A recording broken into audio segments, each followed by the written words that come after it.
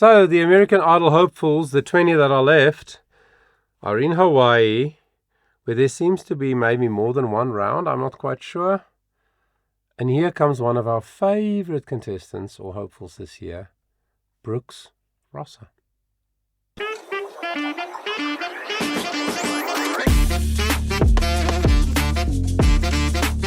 Yes! I love him so much. Full voice, again connected, but much more breath flowing. You don't want a mic stand just hanging around. Keep me where the light is. Yeah.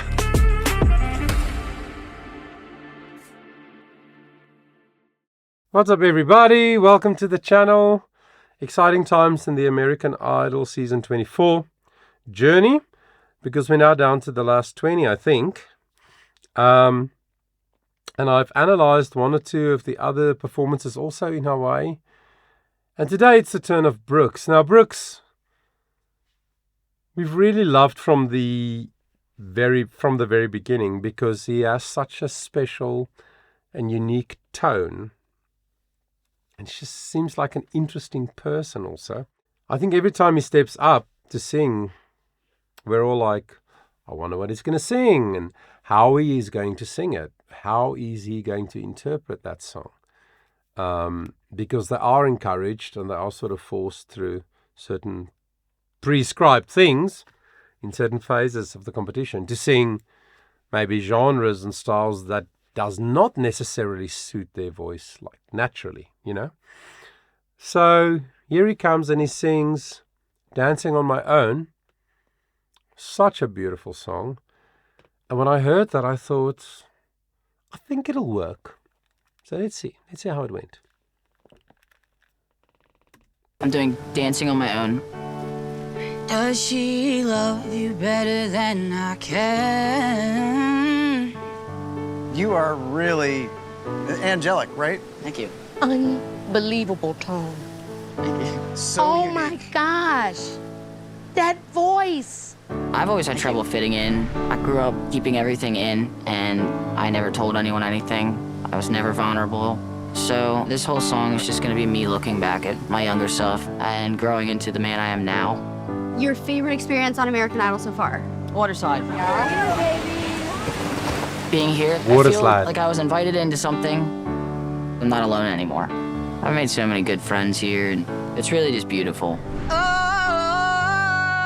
Brooks' song choice was difficult.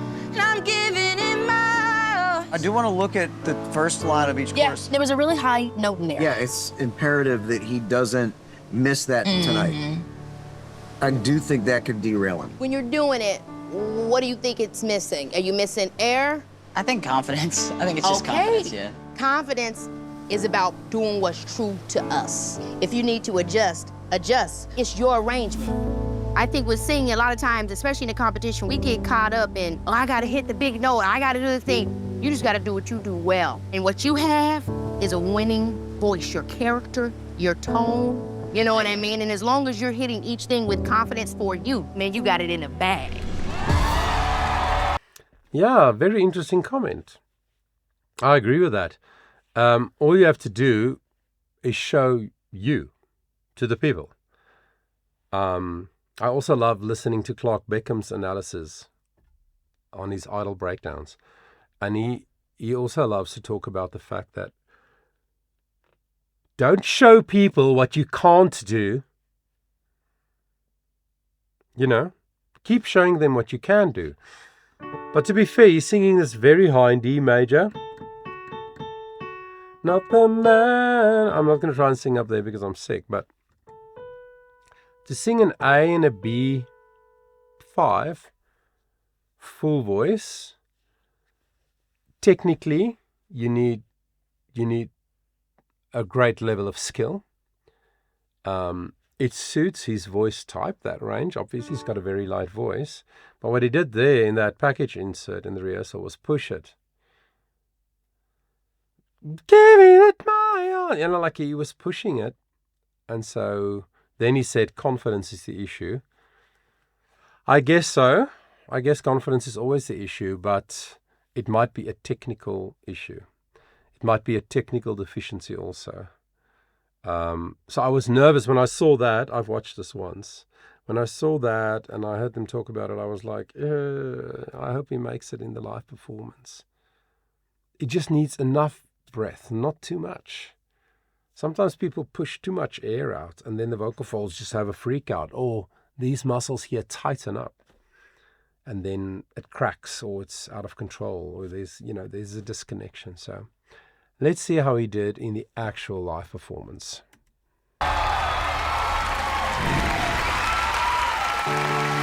Somebody said you got a new friend. Does she love you better than I can? There's a big black sky over my town. Sorry to interrupt. He's overpitching a little bit.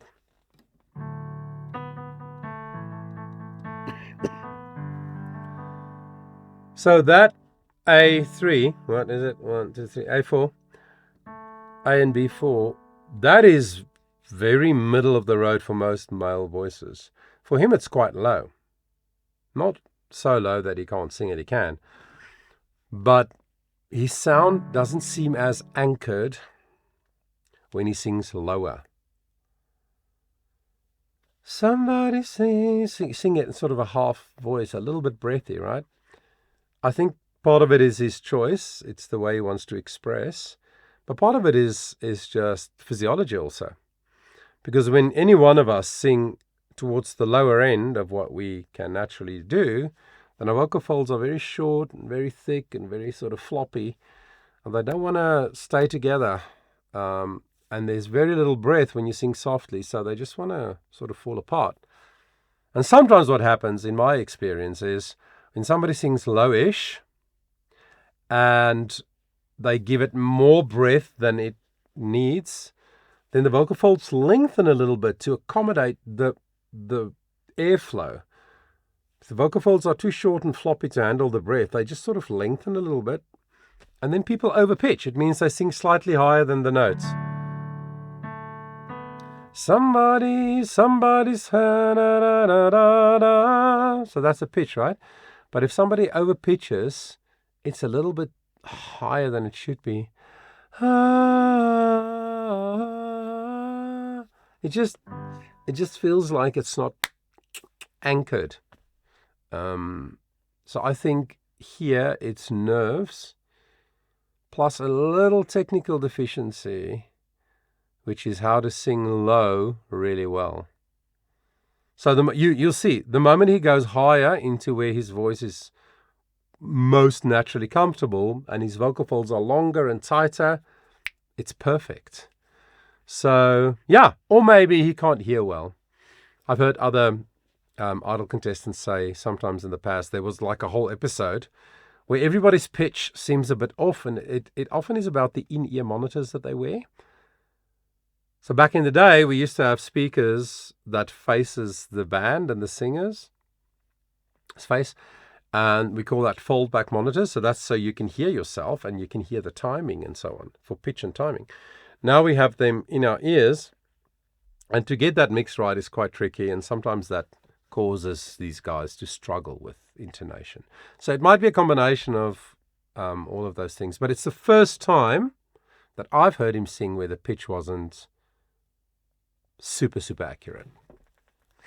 I know where you're at, I bet she's around. No problem. She's around. Yeah, I know it's stupid, but I just gotta see it for myself. I'm in the corner, watching you kiss her. Oh, Nice. and I'm right over here. Why can't you see me? Oh, and I'm giving it miles. I'm not the guy you're taking home. Perfect. Ooh, I keep dancing on my own. And oh, now so far away, still lights come on, the music dies, but you don't see me standing here. I just came to say goodbye. I'm in the corner, watching you kiss her. Nice. I'm giving it miles. I'm not the guy you're taking home. Ooh, I keep dancing on my own. And oh, now so far away, still so near. The lights come on, the music dies, but you don't see me standing here.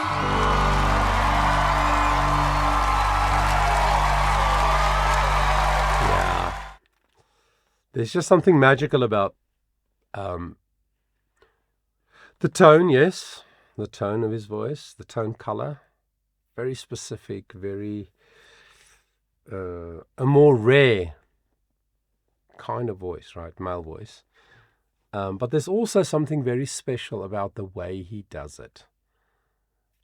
Smaller vowels. I've talked about this before in my analysis of his audition video, actually.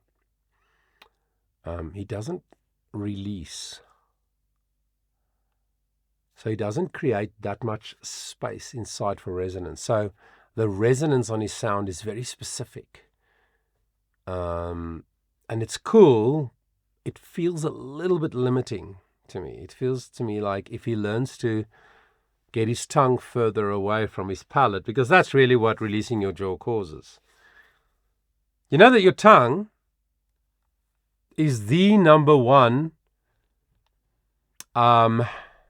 muscle and thing that determines every single sound that you make. If you do a s or a k or a ha or a he or a z or any kind of sound, just do any single sound for like 2 or 3 seconds and try to feel where in my mouth does my tongue sit. What's my tongue doing? Your tongue determines every sound that you make.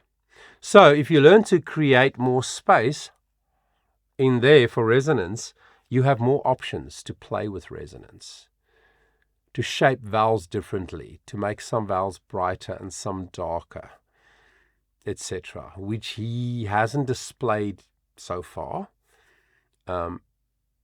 because he's just holding on a little bit. But anyway, I loved it. I thought he sang that B5 perfectly, both times. Perfect is a strong word, but very, very good. No pitch issues, didn't push too much breath, it didn't crackle, it didn't go breathy. And I think it looks like he's trying really hard to look at the audience. He's had his eyes open most of the time. I've spoken about this also with him before. Just let us in. Just communicate with your eyes. Let the emotion that you feel as you sing, let that come out through your eyes so people can see it and feel it also. Some people are maybe a better recording artist than a live performing artist. And that's not a negative. It's just the way it is with some people. I mean, I could listen to his voice all day long because it's so soothing and beautiful. Watching him perform, I'm a little bit distracted by the fact that he doesn't look visually connected to the messaging of the song. I know he's trying. I'm not criticizing him. I'm just analyzing what I see. So I think people will vote for him. I think he'll keep going in this competition, which is great because I think he deserves it. But my hope for him is that he will just relax even more and sometimes just close his eyes. I mean, this sounds contrary to what we normally say. Don't sing with closed eyes, right? But sometimes just close your eyes and just be there in that moment. And then when you open your eyes, just let us in through your eye gate into your soul, into your emotional connection. So yeah, That's what I think, but I would like to know what you think. Leave a comment. And while you're there, please give the video a thumbs up if you enjoy the content. And why don't you subscribe? It's free of charge, and it really helps us to keep doing the work that we do. Thank you for spending the time with me. I appreciate it. And until you see me again, I want you to remember that your voice matters.